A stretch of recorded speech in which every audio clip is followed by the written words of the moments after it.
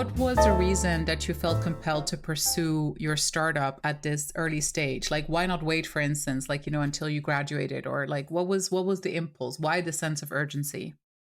Well, with startup ideas, especially, they can just go away so quickly as fast as you think of them. We thought of our idea, which was a social media app centered around food with less of the negativity of mainstream social media. But that idea at the end of the day eventually will have more people trying to solve it. And so it really felt like one of those things where if we wanted to jump on this idea, it had to be now, which so far it's totally paid off because it's been an amazing experience. And I've been able to work on it as well as school, of course.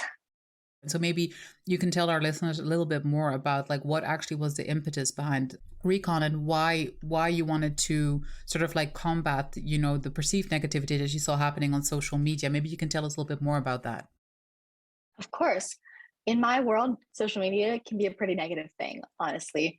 First of all, there's a lot of news and politics on social media, which can be really stressful seeing that every day, looking at that all.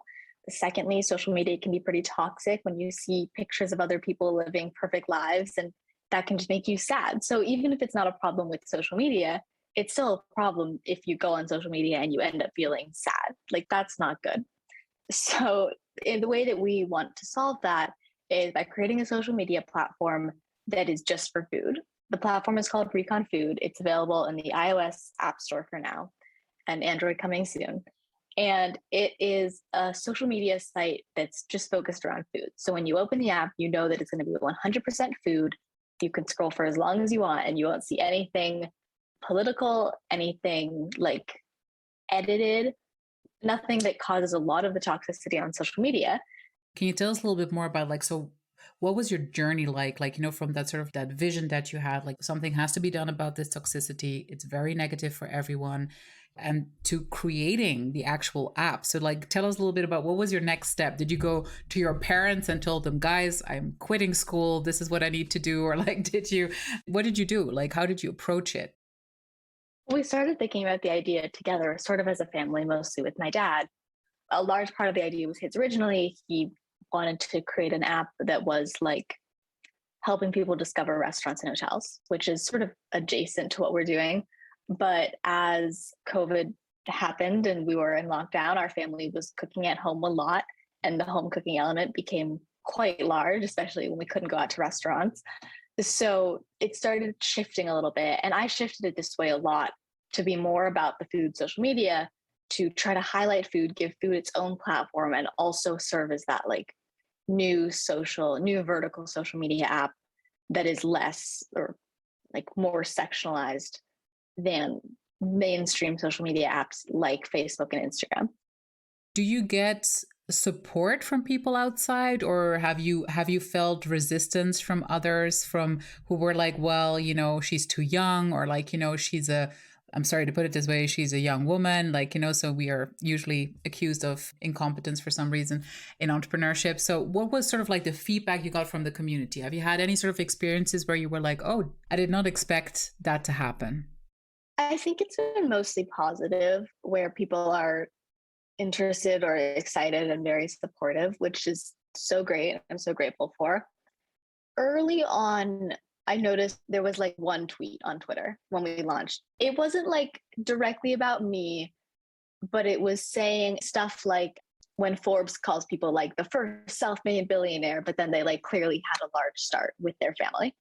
And so they're not wrong. But I think that first bit of like felt like perhaps negativity towards me was a bit scary because I didn't know what that would become or turn into. But I haven't really had anything like that, thankfully. How has the sort of like feedback been of people experiencing the app? What has surprised you about what they take away from it? What has that been like? I think that's been very positive. We've managed to create such a strong community on the app, which people are very grateful for. You'll see people who have become friends on the app basically commenting on each other's posts, sharing recipes, all of that. It's been a great tool for us. We've connected cultures. Our development team was based in Ukraine, and they always post their Ukrainian like traditional dishes. And we've had people who live in the States, like in San Francisco, who have tried making those dishes. And it's become this whole thing of like, I mean, it's amazing to see the food travel literally across the globe. Have you guys been very decisive about community guidelines and stuff like that? Are you very strict about these things and are you enforcing these things or have you had to enforce them? Or is everyone just super happy around food at the moment on Recon Food? So far, we haven't had to do anything like that yet. There have been some edge cases of like people posting food art on the app, but we were like, doesn't matter. Like the whole point is about positivity. So, I mean, eventually we'll get to the point perhaps, but for now, it hasn't been a priority or worth it. We haven't had anything that was like crazy shocking or anything that we didn't, that wasn't like totally okay. And at the end of the day, it's about positivity, right? So even if it's like an edge case or something, if it doesn't make people feel sad and it's just a cool thing, then like we're not going to take it down. It's amazing. I think, like, the reason why you built this, though, these are not easy topics to talk about, right? Like talking about, how people get affected by social media and talking about like it being kind of negative. Like I see it a lot, like there's a lot of resistance to that as well. So a lot of people will say like there's clearly we're causing mental health problems for people through these platforms, but it's not a popular opinion to have, I would say, right? Like it's not necessarily something people want to hear. We all know that social media has its problems. Like, and when I say social media here, I mean like Instagram, Facebook, obviously have their problems. But the solution to that isn't just quitting social media. And I think that's the issue with a lot of what we hear nowadays and in this day and age is people don't like talking about why social media is bad because especially younger generations, if you say social media is bad, then the response that you hear isn't let's fix it. The response that you hear is then get off social media. And that's not really the solution because it's such a powerful tool. I use it to connect with my friends and family who live across the country, across the world. I use it to share things that I'm proud of and achievements and exciting moments in my life. I use it to get a glimpse and catch up with people who I haven't talked to in a while, which is so nice. So there's a lot of great things about social media. And so that's part of why I think it's really important that we address the actual problems instead of just being scared away. What about the influencers? How do you deal with that on Recon? Like, do you think it's going to just naturally emerge? Influencers naturally emerge? Will you be incentivizing it? Do you feel like it's one of those things that you'd actually prefer not to incentivize in order to keep it equal for everyone? How will you deal with the influencer question? The app isn't built for influencers who have social media followings for posting food.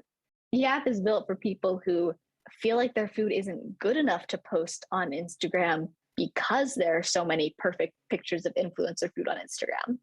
That's the thing we're trying to solve is for people like me who feel like they want to share what they're cooking, but they don't want to share it on Instagram. And there's a lot of vertical social media networks like this too. There's Strava, which is a great example, a platform for running. So on Strava, you post 100% of your runs. You can record a run right in the app and then post it. And then all of your running friends get to see your run. And I don't think that influencers fit into that very well. What is the business model behind it in terms of like how you manage the data of the users? Is that part of the value of the platform? We're not selling any data or anything.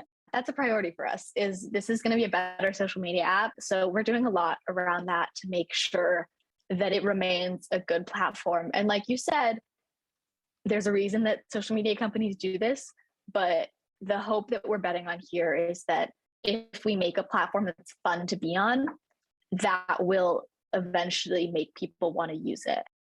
How do you and your dad right now sort of like share responsibilities? And when you want to try something, can you just try, or do you guys have to, do you have like a consensus type decision making? It's like we both have to agree and we don't do it. Like, how do you work together today?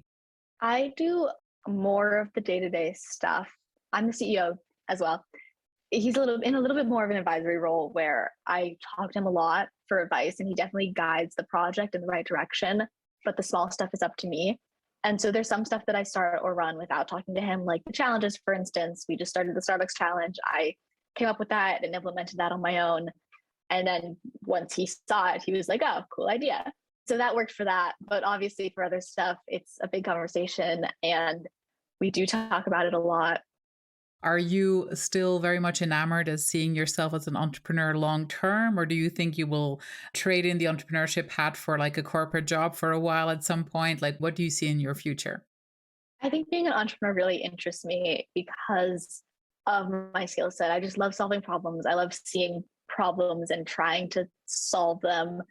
And that's something that I do in a lot of aspects of my life. A lot of activities I do are something around that, which I think is interesting.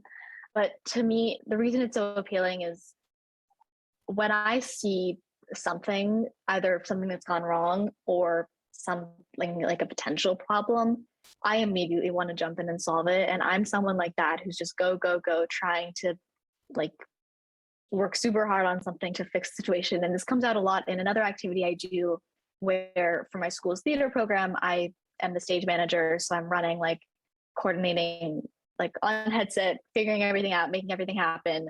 Because the entire thing is like, if something happens on stage, I'm on headset and I'm telling someone how to fix it. And before the show starts, I am running around, rallying the team, getting the energy up. And I think it's just like being the CEO of a company. And I know like entrepreneur CEO is sort of different, but like it's sort of the same, I think. Founder CEOs, I would say exactly. It just sort of blends together, right? Like, so yeah, absolutely. Exactly.